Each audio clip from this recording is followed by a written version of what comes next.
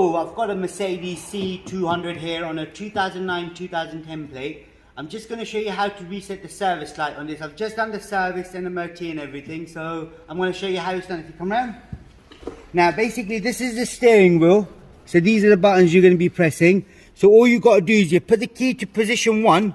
So if I put it to position 1, only the lights come on. If I put it to position 2, all the lights come on. So if I push it back to position 1, and make sure the speedo is displayed if you're not too sure. If, say for instance it's here, you press this button to set the speedo up. You go on to the mileage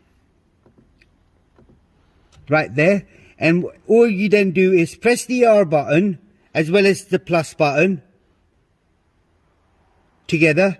You've got that come up. So all you then now do is press the top button right here. You got the assist plus. Press yes,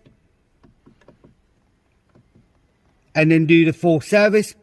Press the R button again, press the top button, sorry, and then press the R, and then yes. Say cannot be undone, go yes, full service completed. That's all you got to do on this particular model.